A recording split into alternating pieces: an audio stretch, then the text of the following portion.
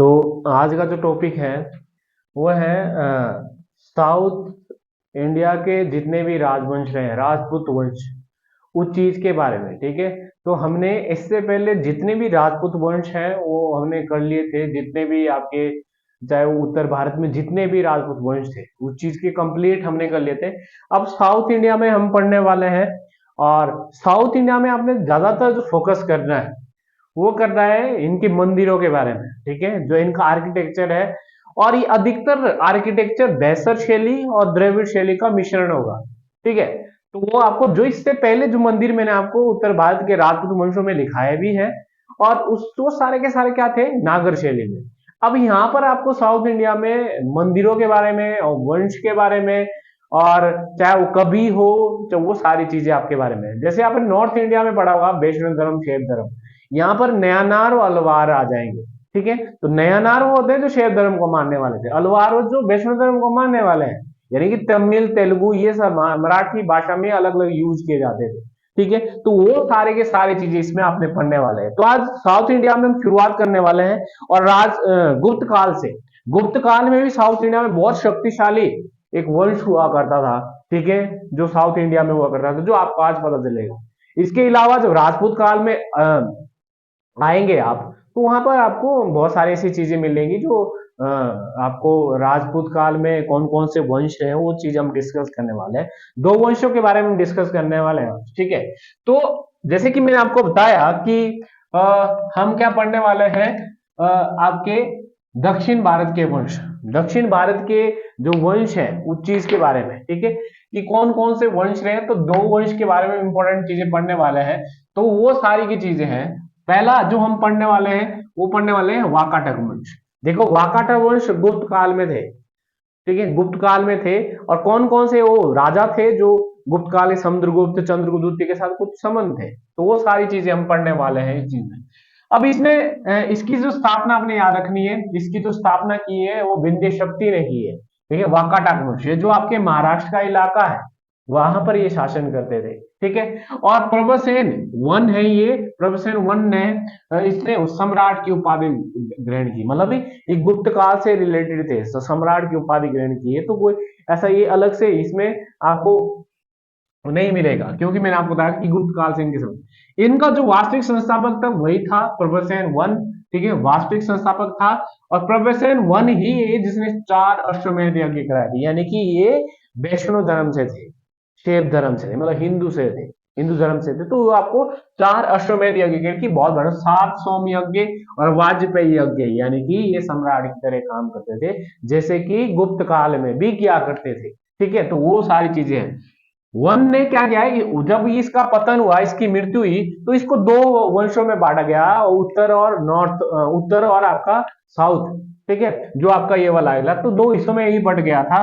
तो उसमें रुद्रसेन जो मुख्य इसका था, शासक था, इसने वैवाहिक संबंध किसके साथ, चंद्रगुप्त द्वितीय। ठीक है, चंद्रगुप्त द्वितीय था वो, जिसके एक पुत्री थी प्रभाव गुप्ता, तो उसके साथ शादी हो गई थी, जो विवाह मतलब वैवाहिक संबंध स्थापित किए थे। ठीक है, तो वो सारी चीज इसमें। प्रवेशन द्वितीय ने सेतुबंध की किताब, ये महान कवि भी था, और उस चीज के बारे में तो ये आप भी मान सको वाकाटक वंश उस समय गुप्त काल में थे। बट इसके बारे में थोड़ा बहुत जो आपको पता होना चाहिए मैंने आपको बता दिए कि वाकाटक कहाँ था और कौन कौन से उनके क्या क्या संबंध थे, इतना पता होना चाहिए आपको। ठीक है, तो वो आपके इंपॉर्टेंट चीजें हैं जो आपने ध्यान रखनी की कौन कौन सी चीजें इसमें है। ठीक है, इसके बाद जो सबसे इंपॉर्टेंट आप जो मेन एक पॉइंट होगा इस लेक्चर का, वो है आपके कांची के पल्प।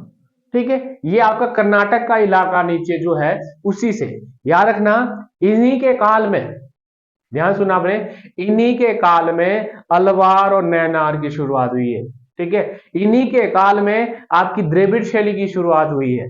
ठीक है, जो शुरुआत कह सकते हो आप। ठीक है, तो ये क्या है आपका पल्लव। ठीक है, और पल्लव जो बोलते हैं आप, पल्लव जो है ये कांची, कांची एक विश्वविद्यालय भी हुआ करता था एंशिएंट में, तो इनकी कैपिटल भी थी ये। तो ये आपको चीज, इसकी स्थापना किसने की है, श्री विष्णु ने की है पल्लव की। और इसके दरबार में कौन था, भारवी, जिसने कौन सी, ये किताब बहुत इंपॉर्टेंट है, तो आप ये भी यहाँ पे याद रख सकते हैं। ठीक है, कृताजुन्यम, ठीक है, तो किसने लिखी? भारवी ने। तो पूछा जाता है भास, भारवी, तो ये कोरिलेट किए जाते हैं, तो इसलिए आपको पता होना चाहिए। तो ये पल्लव वंश जो थे उस समय थे, राजपूत काल में कह सकते हो आप, मतलब साउथ इंडिया में शासन कर। इसका एक राजा था महेंद्र वर्मन, जो एक महान कवि था, इसलिए उसने एक कविता भी लिखी, हास्य रचना है ये, मत विलास प्रसन्न, ठीक है, जो बौद्ध भिक्षु और कापालिकों, इन चीजों के बारे में वर्णन किया है। ये शैव धर्म से रिलेटेड है, ठीक है, ये उस संप्रदाय के लोग हैं, ठीक है, तो उसकी भर्त्सना कही, बुराई की है, सभी कह सकते हैं कि इस ग्रंथों में, ठीक है, तो वो सारी की सारी चीजें इसमें आपको मान। अब अपार, अपार आपको जो नैनार वलवार बोल रहा हूं ना मैं, वो एक गुरु है ये, ठीक है, इससे प्रभाव अगर इन्हीं शैव धर्म से है ये, इससे प्रभाव इसने क्या किया, शैव धर्म अपना लिया, लेकिन इसने मान लिया शैव धर्म। पहले तो उनसे चिढ़ता था, उनकी ये जो शासक थे ये बुराई बुराई करते थे, बट यहाँ पे उन्होंने अच्छाई की है, शैव धर्म अपना लिया, ठीक है। उसके बाद बादामी के चालुक्य का एक राजा था पुलकेशन, आपने सुना होगा, पुलकेशन द्वितीय है ये, इसके साथ लड़ाई हो जाती है और महेंद्र वर्मन हार जाता है।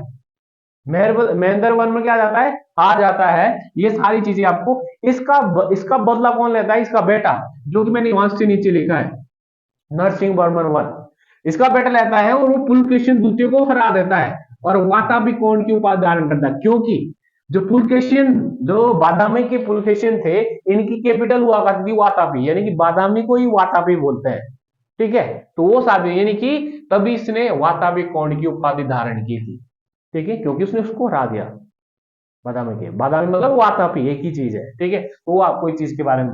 नरसिंह वर्मन वन ने महाबलीपुरम, बहुत इंपॉर्टेंट स्थान है, एकाश्म मंदिरों का निर्माण किया और महामल्ल की उपाधि ग्रहण की है। तो वो आपको इस चीज के बारे में, महाबल शैली है, मंदिरों की टेक्निक है, जिसमें रथों का प्रयोग किया जाता है, जिसमें मंडप का यूज किया जाता है। तो जो ये क्या बोलते हैं, पल्लव वंश है, पल्लव वंश जाने जाते हैं रथ के लिए, उनकी टेक्निक, मंदिरों की टेक्निक है, मंडप के लिए, रथ मंदिर के लिए, इनके लिए जाने जाते हैं ये, इमारती मंदिरों के लिए बड़े बड़े, ठीक है, इनकी मंदिरों की शैलियों के नाम है, ठीक है, तो वो सारी चीज इसके बारे में पता होना चाहिए। नरसिंह वर्मन, जो वर्मन वन है के समय में हुनसांग आया था, जो कि आपको पता होगा 641 में कांची आया था।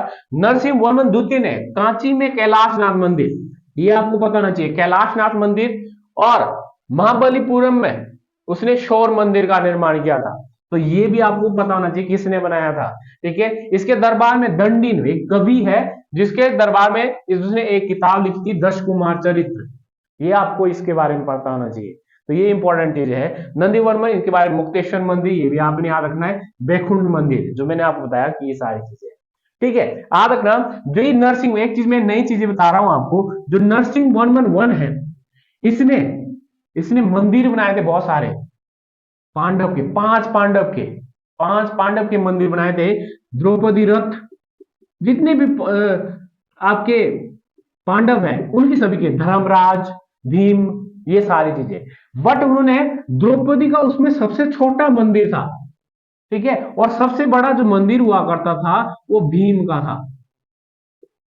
यानी उन मंदिरों में से सबसे, गणेश रथ भी था यहाँ पे, धर्मराज रथ था यहाँ पे, अर्जुन रथ भी था यहाँ पे, जो सहदेव थे, कुल जो आपने सुने होंगे, नकुल सहदेव, उनके मंदिर भी, यानी कि नरसिंह वर्मन ने ये मंदिर बना दिए थे, यानी ये साउथ इंडिया में मंदिर है, रथ मंदिर है ये। तो वो सारी के सारी चीजें हैं, तो ये आपको इस चीज के बारे में पता होना चाहिए कि महेंद्र वर्मन, जो पल्लव वंश के नरसिंह वर्मन द्वितीय, उन्होंने कौन कौन से मंदिर बनाए, किस टेक्निक के मंदिर बनाए, तो वो सारे के सारे ये शिखर शैली, इमारती शैली के थे।